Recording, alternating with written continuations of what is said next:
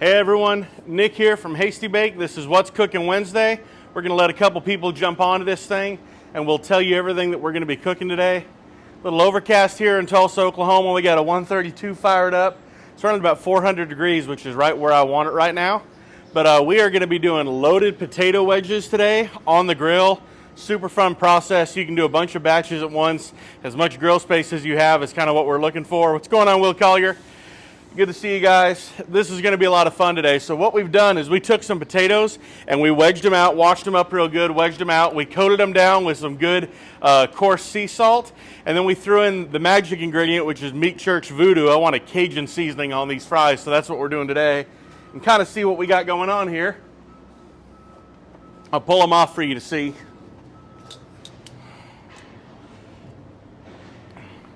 I got them on the pizza screen because they're easy to move around on the pizza screen. And what I did was I seasoned them up and had them baking on there for about the last 12 minutes or so.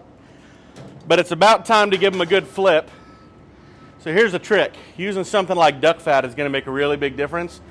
If you consistently spray these fries down about every 3-4 minutes, you're going to get a really nice crispy texture on them.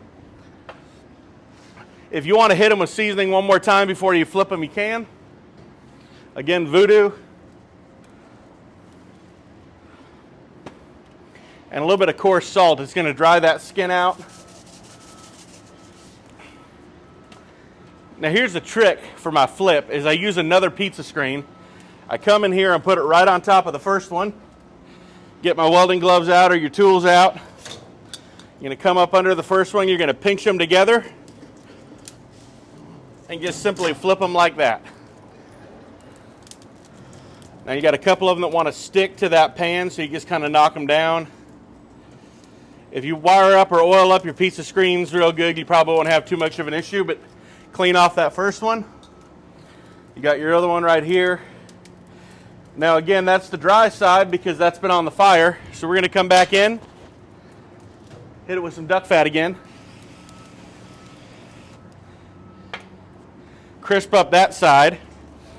You can notice these are getting a real nice, good color on them. They're picking up a fair amount of smoke. They got some really good seasoning on them. These are going to be delicious, and this is not going to be the end of it. When we're done here, we're going to let those crisp up for a couple more minutes. Cameron, what's going on? Sean, what's going on? Good to see you guys. Once these things are crisp up, we're going to put them in a pan. We're going to throw some cheese on them. We're going to throw some bacon on them. We're loading them up, and we're going to put them underneath the Hasty Bake broiler. Going to get that cheese melted. Real nice presentation. You can do a bunch of batches of these, so you get enough to fill up maybe a whole steam pan. And then at the very end, throw all your stuff on top of them, broil it up so it'll heat up all the fries again from sitting there for a little bit, and serve it up, and it's going to be this awesome plate loaded with Hasty Baked potato wedges. So I'm going to give this another minute here. It's good to just continually kind of come in here and check and see what's going on with them. Starting to get dark. When the skin starts to bubble, that's a good sign too. I'm going to call those good. Got a little lone soldier, wanted to burn up on me. I'm going to call these good, so here's what we're going to do. I'm going to get my gloves. Come into our pan. I'll show you what we're looking for. You want this on the skin. Nice bubble, good texture on the seasoning. Got some good crunch, a little bit of blackened's always nice. But because we kind of par baked these on the Hasty Bake before, meaning we let them bake for about 12 or 15 minutes ahead of time, they're just about soft enough that now you can kind of work on getting that crunch on the outside. So I'm putting them in this pan. Gonna close this lid up.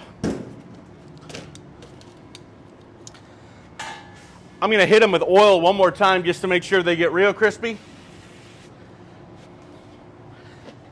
Toss them up.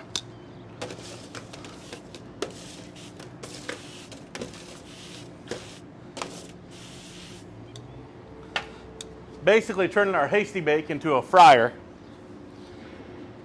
Here's the fun part. We're going to come in here with some cheese. See what you can see there. Coat these down. Again, do 3 or 4 batches of these. Get them all prepped ahead of time. Throw in this big tin. Load the tin up with them. Then throw your cheese on top. Throw your bacon on top. Anything that can get heated up. You don't really want sour cream or anything on them right now. But anything that can get heated up, throw that bacon on top. And we're going in the broiler. So how we do the broiler, if you remember, we crank this thing up into the bake position. Open up our side door. Take your heat shield and put it right on top of the ash pan. Give that ash pan a little shake before you do the heat shield, it'll help. Raise it up again. I'm going to get you brought up over here so you can see what's going on. See if I can tilt this down. There we go. I think that'll work.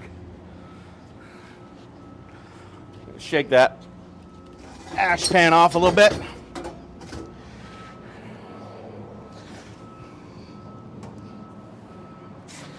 And we're just going to slide this right underneath it. Not going to take long. We're just looking for the cheese to melt. We're looking for those fries to get crunchy. Nice little bit of color on them. We're only doing a little bit today, but again, do a lot of them, serve them for a party. Getting there. The Hasty Bake broiler effect is real quick, 45 seconds, maybe 60 at the most. Normally gets you what you're looking for. And there it is, you got some brown cheese forming. You got that bacon getting crispy. And these are all set.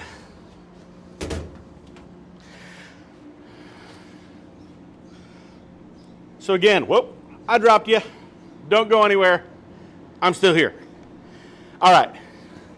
So again, load these things up. I'm going to show you some raw ones because I'm going to do another batch here in a little bit.